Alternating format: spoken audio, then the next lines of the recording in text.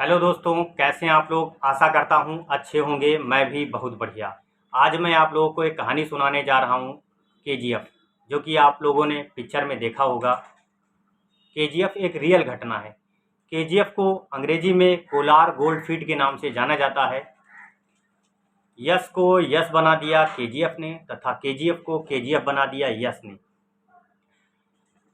पहले ज़्यादा लोग भारत में नहीं जानते थे केजीएफ के बारे में। जब से यह पिक्चर आई है तब से यह स्थान भी फेमस हुआ है और केजीएफ के बारे में लोगों की जानने की दिलचस्पी भी बढ़ती जा रही है।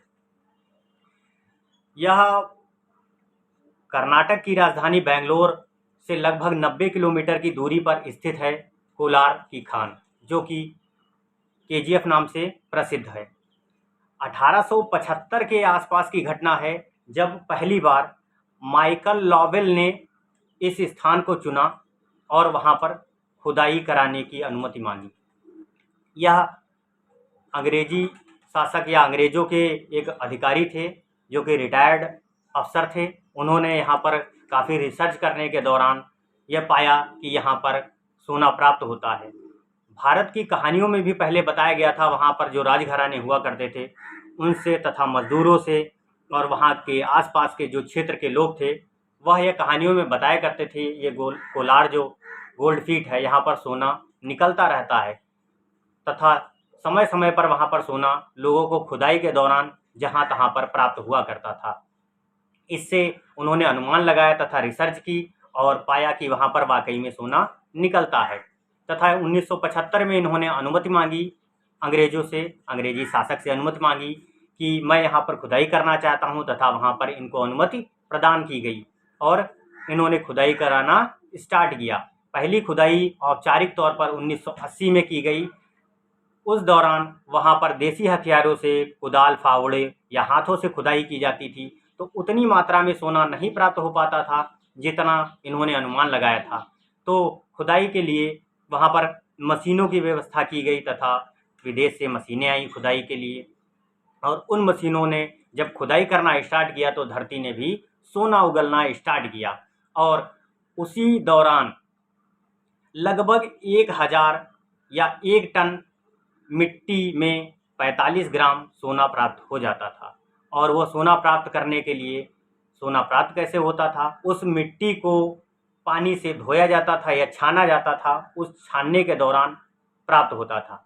इसी छानने के लिए वहाँ की जो अंग्रेजी शासक था, उन्होंने वहाँ पर एक कृत्रिम झील का निर्माण कराया तथा और जब खुदाई ज़्यादा होने लगी, यह खुदाई कुल मिलाकर के लगभग भूमि से 3 किलोमीटर नीचे तक खुदाई की गई और वहाँ पर अंधेरा भी होता था। तथा अंधेरे को मिटाने के लिए वहीं पर पास एक पावर प्लांट, जो कि इलेक्ट्रॉनिक पावर प्लांट बिजली के लिए लगाया गया, जो कि अभी भी कावेरी इलेक्ट्रॉनिक या कावेरी इलेक्ट्रिकल के नाम से जाना जाता है। और उसी दौरान जैसा कि आप लोगों ने पिक्चर में देखा है कि मज़दूरों पर कितना जुल्म होता था।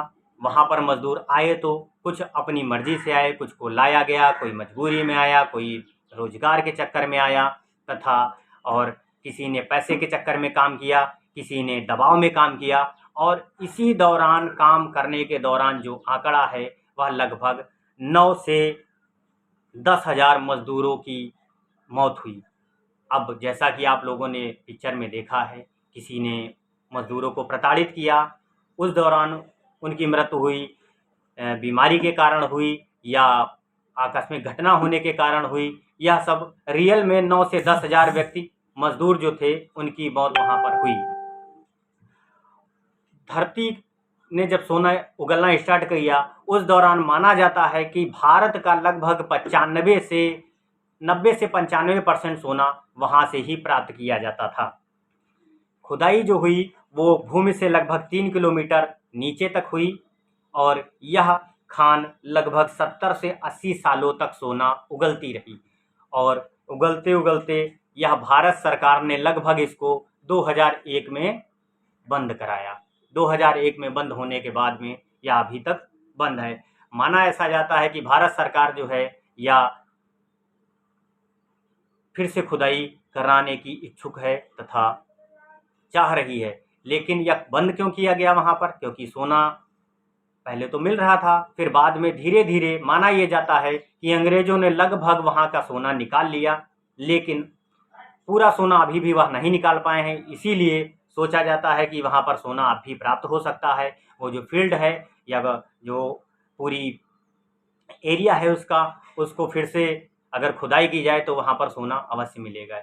तो अगर आपको और कहानियाँ सुननी हैं या आपको ये कहानी अच्छी लगी हो तो लाइक अवश्य करिए। अगर और वीडियो देखना है कहानियों से संबंधित तो चैनल को सब्सक्राइब करिए। धन्यवाद।